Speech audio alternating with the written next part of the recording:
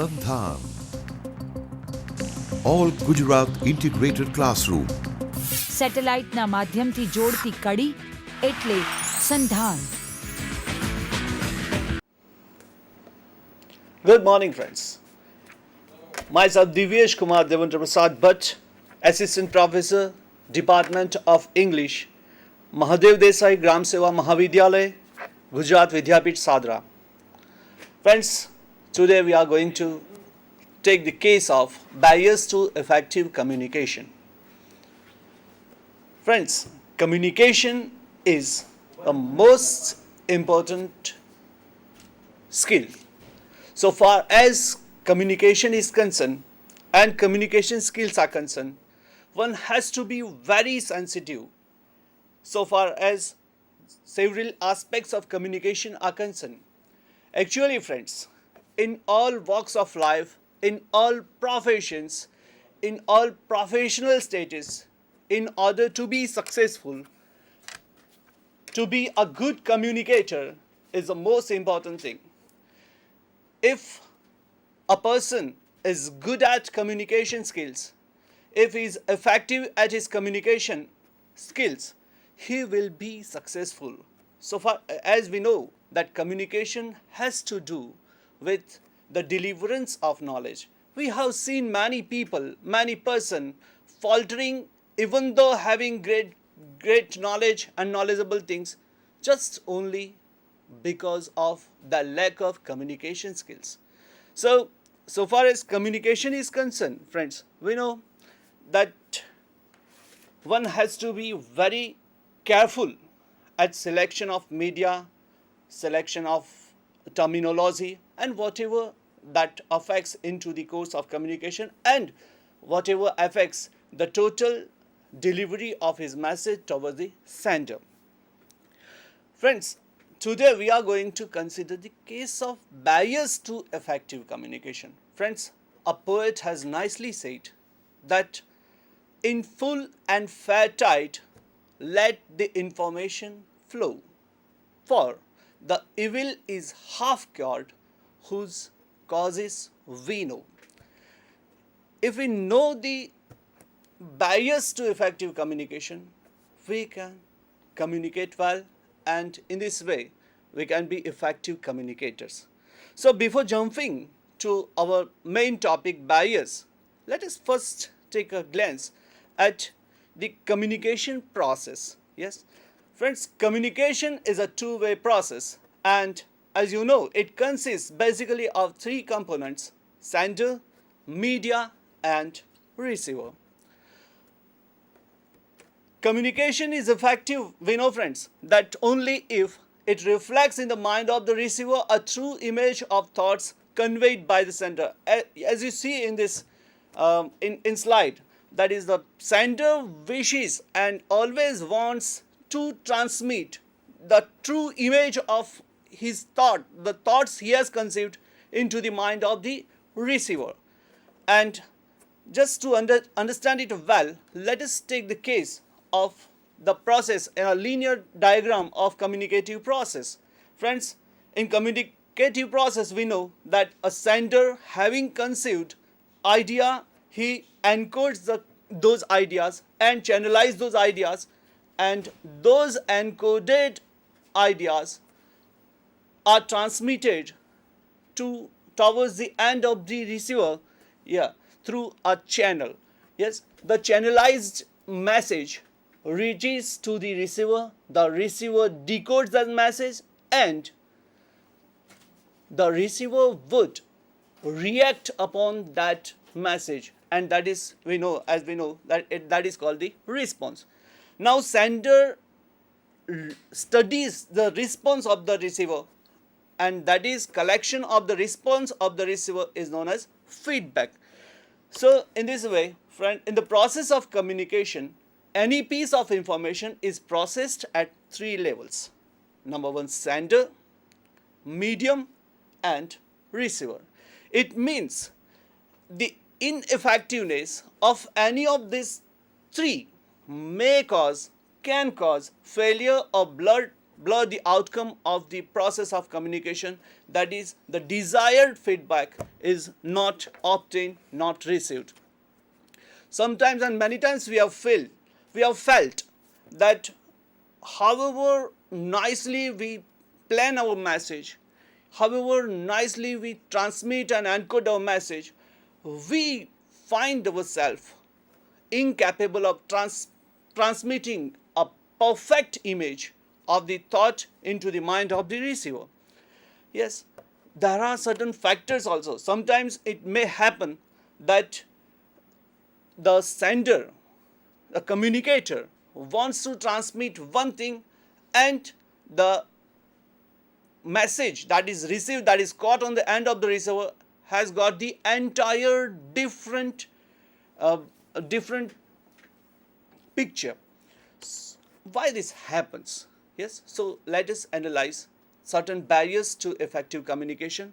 So the major barriers that operate in the process of communication are: number one, wrong choice of medium.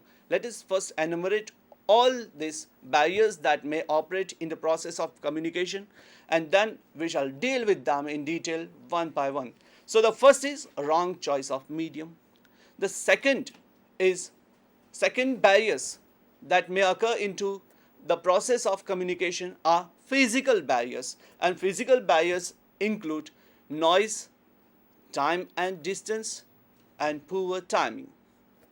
At number 3, there are semantic barriers. Friends, we know semantic barriers, that means barriers that are related to the interpretation of words and codes. That is, in that, the first is interpretation of words, number 2 is bypassed instruction, and third is denotation and connotation, that is denotative and connotative meaning of the words. Next, at number 4 are the barriers related to different comprehension of reality, and that include abstracting, slanting and inferring. And number 5, we have socio-psychological barriers. Friends, man, we know, is a social animal, and man is a bundle of emotions and whatnot. So attitudes, opinions, emotions, even cultural diversities, closed mind, frame of reference, status consciousness, inattentiveness, and faulty transmission, all this can act as barrier to effective communication. So let us first take the case of wrong choice of medium as a barrier to effective communication. Friends, when a person has to communicate, and when a person wants to communicate his ideas, yes, it becomes a very sensible effort, because a sender has to enter into a very conscious process of communication, and at that very outset he will have to encode his message, will have to be very conscious at the selection of the words, that is codes, he wants to communicate through. And second, the choice of medium. And experiences and even studies show that wrong choice of medium may affect communicative process very adversely, very seriously. So a communication failure or partial failure could occur if the media you select for transmittal of a message is inappropriate and necessary feedback is not received. Most simple messages can be transmitted orally, either in a face-to-face discussion, formal briefing, or meeting of the staff. More complex messages should be written in a directive, instruction, memorandum, or report. And very complex messages should be transmitted in both oral and written form. Repetition and review of an oral communication in written form can be a facilitating device. So, when a communicator, having conceived a message, has to make selection from a variety of media available to him. That is, you can communicate your message orally, you can communicate your message through written communications, even sometimes you go for audiovisual, sometimes you have to make a choice, on telephonic talk, that is technical devices. Anyhow, friends, the effective of communication largely and widely depends upon a right choice of media.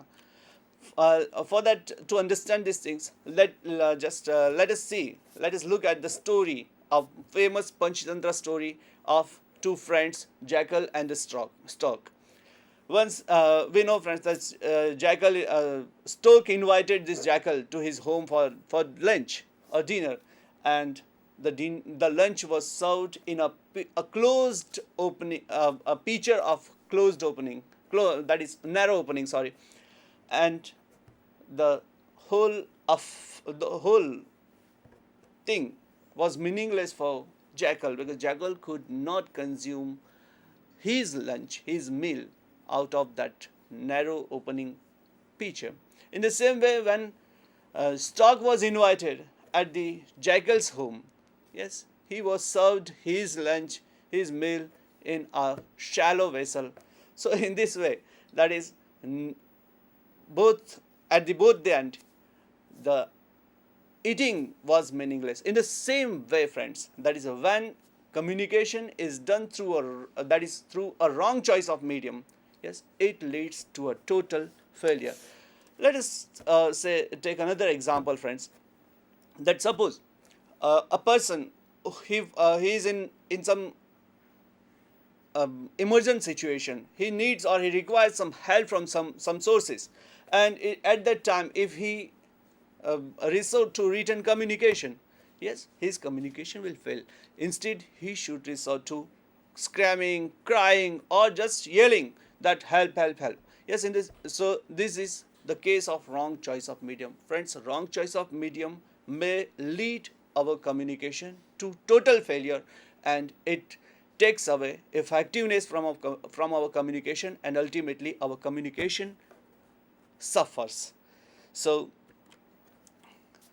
this was the case. Now next in our list is physical barriers. Friends, physical barriers include noise, time and distance, and poor timing. We know, friends, that while communicating, that sometimes we find some external elements that come and that affect the course of our communication. For example, technically, the word noise is also used to refer to all kinds of physical interference like illegible handwriting, smudged copies of duplicated typescript, poor telephone connection, or weaker signals of internet connectivity, etc. That is, whatever that is external to and that affects the effectiveness of communication, that is technically termed as noise. Let us see the example. You can study on the screen that I have given just one line drawing of a classroom. The teacher is trying to teach the students. Now, don't take the case of the last benchers, because you will see that the last benchers are busy doing their own activities. But let us take the case of the first benchers, that on the front rows, the person they are trying, they appear to be listening to the teacher very attentively. But while the teacher is discussing an important topic with the students in the classroom, at the same time, a marriage procession, you can say on that on right side window, that a marriage procession happens to pass by from the outside the road.